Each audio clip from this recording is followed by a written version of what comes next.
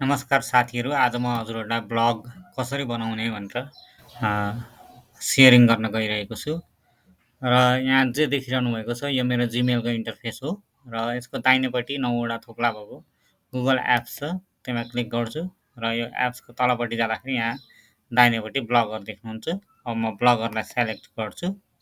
यसपछि अर्को एउटा ट्याब खुल्छ।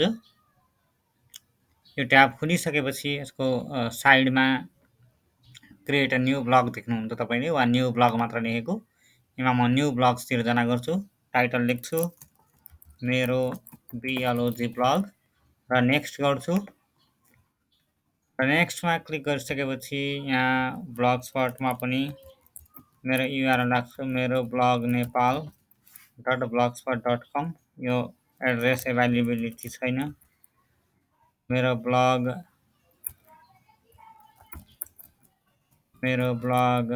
नेपाल मात्रै, यो पनि एड्रेस छैन। मेरो ब्लग इन नेपाल सर्च गर्दैछु। This blog address is available. म यसलाई सेभ गर्छु र यो सँगसँगै मेरो एउटा ब्लग देखिन्छ र यो देब्रेतिर देख्नुभएको इन्टरफेस मेरो blog post stats comments earnings pages layout theme setting reading सबै देखिएको छ। अब भने म सबैभन्दा पहिला यहाँ पेजमा जान्छु र पेजको देब्रेपट्टि हेर्न सक्नुहुन्छ माथि प्लस चिन्हमा न्यू पेज दिएको हुन्छ। यहाँ क्लिक गरेँ र नयाँ पेज खुल्दैछ। पेजको म टाइटल दिन्छु अबाउट अस, अबाउट मी वा अबाउट अस पनि राख्न सकियो। अनि यहाँ लेखेँ this is a page for tutorial for sharing knowledge on blogging tutorial. Please subscribe। मैले यति लेखेँ। यसपछि अब यहाँ पेज सेटिङको तलपट्टि अप्सन छ।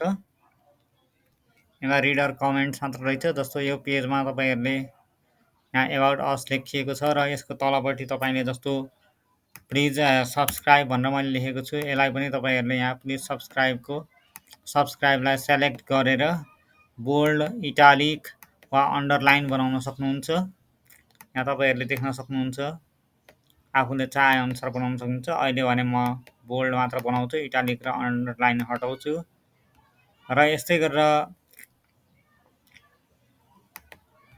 यहाँ जस्तो कुनै पनि अक्षरको पछाडिपट्टि चाहिँ कलर लाउन मन लाग्यो वा चाहिँ फन्टको टाइप हेर्न मन लाग्यो भने यहाँबाट कुनै एउटा फन्ट तपाईँले लिन सक्नुहुन्छ। जस्तो यहाँ मैले अहिले यहाँ कौरियर फन्ट लिइदिएँ टीको र यस्तै गरेर फन्ट साइज चाहिँ यहाँबाट मैले मिडियम फन्ट साइज लिएँ है त। र यति गरेर मैले यो पेजलाई पब्लिस गर्छु, कन्फर्म पब्लिस र दोस्रो पेज बनाउँछु एबाउट अस पछि। एबाउट अस पछि म बनाउँछु मेरो blog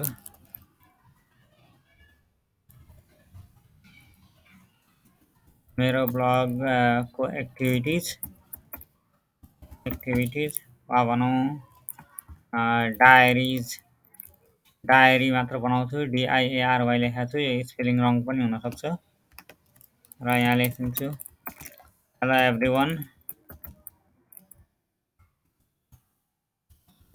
I write a diary here, please read and feedback भनेर म लेखिदिइहाल्छु नै यहाँ। यसको सँगसँगै यहाँनिर माथिपट्टि देख्न सक्नुहुन्छ इन्सर्ट इमेज भन्ने अप्सन छ। म यहाँ बाई युआरएल एउटा फोटो हेरिहालेँ मैले यहाँ। लैलै मसँग युआरएलै छैन, त्यसैले म यहाँ गइनँ र इन्सर्ट इमेजमा अपलोड होइन, यहाँ अपलोड फ्रम कम्प्युटरै गरेँ र यसमा चुज फाइल्समा गएर म एउटा फोटो चाहिँ यहाँ अपलोड गर्छु। त्यो फोटो आई थिङ्क मेरो डकुमेन्ट्स डेस्कटपमै पनि लगाउँ। यो क्यानभा भन्ने एउटा फोटो चाहिँ मैले यहाँ ओके यो फाइल भएको भएर यहाँ अहिले लिएन। पिक्चरमा हेर्छु म। लोकल डिस्क ईमा गएर यहाँ मसँग थुप्रै फोटोहरू हुनुपर्छ, त्योमध्ये एउटा फोटो यहाँ छ जस्तो लाग्छ मलाई। र यो कस्तो फोटो हो थाहा छैन। ओके, हाम्रो एकजना सरको फोटो रहेछ यहाँ। मैले सेलेक्ट गरेँ उहाँको फोटो। उहाँलाई हजुरहरू पनि चिन्नुहुन्छ होला। र यहाँ हामीले भिडियो पनि राख्न सकिन्छ, एउटा अपलोड फ्रम कम्प्युटर, अर्को युट्युब। जस्तै युट्युबमा भएको मैले आफ्नै भिडियो राखेँ, how to make a blogger भनेर। र यसलाई सेलेक्ट गरेँ देब्रेपट्टि। तल यसको यो युट्युबलाई मैले चाहेँ कि यसलाई लेफ्ट एलाइन गरिदिउँ, र यो लेफ्ट एलाइनमा गएको छ। र यस्तै गरेर यसलाई मैले के चाहेँ भने यो जुन फोटो छ, फोटोको अलिकति तलपट्टि जाओस् भिडियो भन्ने चाहेँ, र अहिलेलाई मैले पब्लिस गरेँ। र तपाईँ पनि यहाँ फोटो, टेक्स्ट, भिजुअल लगायतको कन्टेन्टहरू राख्न सक्नुहुन्छ। अब मसँग दुईवटा पेज भइसकेको छ, र अब म जान्छु पोस्टमा। पोस्टमा गइसकेपछि न्यू पोस्ट गर्छु। न्यू पोस्ट गर्दाखेरि चाहिँ एउटा टाइटल दिएँ, ब्लगर ट्रेनिङ इन नेपाल। र यसको तलपट्टि कन्टेन्टमा म यहाँ लेख्छु, हेलो नमस्ते, this is a blog training tutorial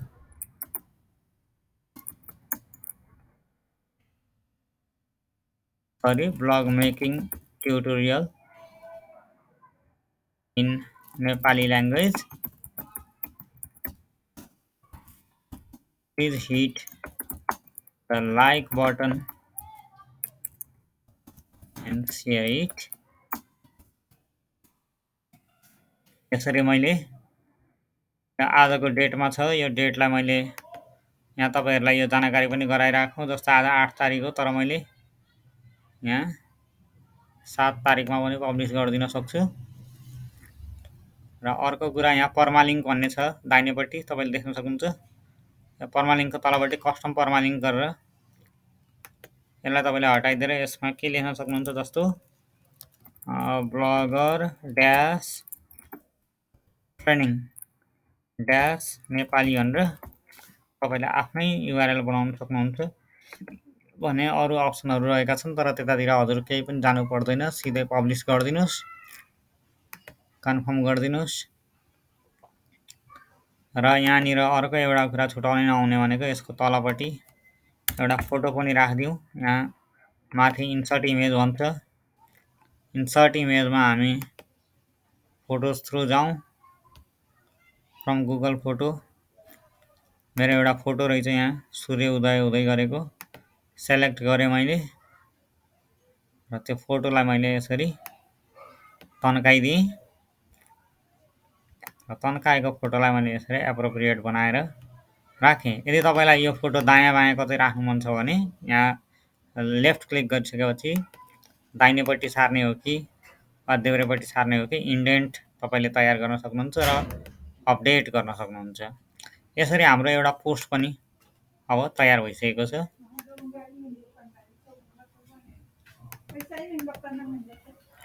एउटा पोस्ट तयार भएको छ, तर यहाँ इन्टरनेटले त्यति साथ दिइरहेको छैन। आई थिङ्क अपडेट मात्र भनिरहेको छ।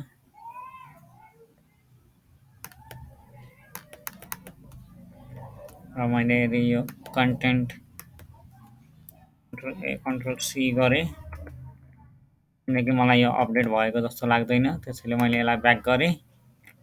तर यहाँ चाहिँ अपडेट भइसकेको रहेछ। र म सिधै तपाईहरुलाई लेआउट सेक्सनमा लिएर जान्छु। लेआउट सेक्सनमा थुप्रै यहाँ तपाईले ब्लगको हरू देख्न सक्नुहुन्छ। यसको तलपट्टि यहाँ एट्रिब्युसन ग्याजेट पनि छ। एट्रिब्युसन ग्याजेटलाई पनि सच्याइदिइहालौँ अहिले। कपिराइट पछि दुईवटा यो कोलन दिएर 2022 लेखेर फेरि दुईटा धर्को दिएर अल राइट्स रिजर्भड भनेर मैले लेखेको छु। तपाईँ यो प्राय अल राइट्स रिजर्भडलाई आरइएससिआरभिडी रिजर्भडलाई फुल स्टप दिएर यसरी आफ्नो एट्रिब्युसन राख्न पनि सक्नुहुन्छ, वा चाहिँ ब्लग बाई फलानु भनेर राख्न पनि सक्नुहुन्छ। यहाँ म यसलाई सेभ गर्न चाहन्छु र यसको तलपट्टि थिम छ, लेआउटको तलपट्टि। पहिला सुरु थिममा जान्छु। मलाई यो थिम भन्दा पनि सबैभन्दा मन चाहिँ यो तलको थिमहरू एकदमै मनपर्छ। त्यो मध्ये यो ग्रीन कलरको थिम एकदमै मनपर्ने भएको भएर म यो ग्रीन कलरको थिमलाई यहाँबाट अप्लाई गर्छु। ग्रीन कलरको थिम अप्लाई भइसकेको छ। अब म बल्ल लेआउटमा जान्छु र लेआउटमा गइसकेपछि मेरो ब्लग हेडर आइसकेको छ, पेजेस आइसकेको छ। पेजमा म यहाँ क्लिक गर्छु र यहाँ होम देखिरहेको छ। म यहाँ एड न्यू आइटम गर्छु। यतिन्जेलसम्म मेरो पेज देखिएको छैन। अब पहिला सुरु म यो माथिपट्टि सो दिस विथ गेट गर्छु, त्यसपछि एड अ न्यू आइटम गर्छु र page name page URL diary आइसकेको छ, यहाँ सेभ गर्छु। फेरि एड अ न्यू आइटम गर्छु र पेज युआरएलमा क्लिक गर्ने बित्तिकै डायरी अघि भइसकेको छ भने यो अबाउट मी वा अबाउट अस गर्छु र यसलाई सेभ गर्छु। त्यसपछि यो अबाउट असको छेउमा एउटा एरो छ, यसलाई माथि लगेपछि माथि र तल लगेपछि तल जाने गर्छ। यो कुरा यहाँहरूले थाहा पाइराख्नु होला र म यसलाई सेभ गर्छु। र दोस्रो कुरा रह्यो अब about me, blog archive, labels, report abuse भयो, पपुलर पोस्ट भयो, एट्रिब्युसन भयो। उसो भए हजुरले यसलाई अझै आकर्षक बनाउनको लागि एड अ ग्याजेट क्लिक गर्न सक्नुहुन्छ। एड अ ग्याजेटमा गएर तपाईँको ब्लगमा सर्च गर्नलाई यहाँ ब्लग सर्च भन्ने गजेट छ। सर्च दिस ब्लग हामी यहीँ सेभ गर्छौँ र यो गजेट चाहिँ यहाँ देख्न सक्नुहुन्छ तपाईँले। यस्तै गरेर अरू विभिन्न यसको एचटिएमएल जाभा स्क्रिप्ट गर्न सकिन्छ। प्रोफाइलहरू, blog archive, page header, followers राख्न सकिन्छ। जस्तो यहाँ फलोअर्स भयो, फलोअर्स नै सेभ छ र यो फलोअर्स चाहिँ माथि होइन कि म चाहन्छु कि यो फलोअर्स चाहिँ सबैभन्दा यो तलपट्टि रहोस्। रिपोर्ट एभिज भन्दा पनि तलको एट्रिब्युसन जुन छ, एट्रिब्युसन गजेटमा मलाई लाग्छ अघि हामीले यहाँ लेखिसकेको कुरा नै छ।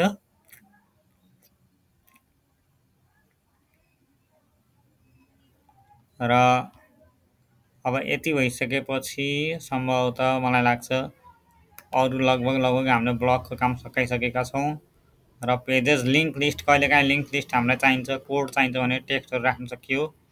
यहाँ ब्लग लिस्ट, यदि हामीलाई जे चाहिन्छ सब्सक्रिप्सन लिङ्क्सहरू जे चाहिन्छ हामी यहाँबाट लिन सक्छौँ। र अब यति भन्दै म यसलाई सेभ गरेँ यो लेआउटलाई र यहाँनिर तलपट्टि देब्रेपट्टि तलपट्टि यहाँ भ्यू ब्लग देख्न सक्नुहुन्छ। यहाँ मैले क्लिक गरेँ भने अब हाम्रो ब्लग चाहिँ यहाँ देखिन्छ कस्तो हुनेछ भनेर।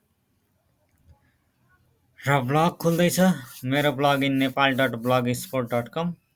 यो ब्लगिङ चाहिँ खास गरेर यहाँ आइपुगेको छ, ब्लगर ट्रेनिङ इन नेपाल, र त्यसको तलपट्टि राखेको फोटो दाहिनेपट्टि देखिएको छ। सँगसँगै यहाँ मेनु पनि देखिएको छ जुन हामीले पेजमा बनाएका थियौँ। होम, एबाउट असमा हेर्नुहोस् त, एबाउट असमा मैले के राखेको थिएँ, एबाउट असमा प्लिज सब्सक्राइब छ, अरू केही पनि छैन होइन। This is the page sharing knowledge on blogging tutorial. र अर्को हेर्नु त डायरी भन्नेमा, डायरीमा तल hello everyone, I write a diary here, please read and feedback भनेर एकजना सरको फोटो राखेको छु।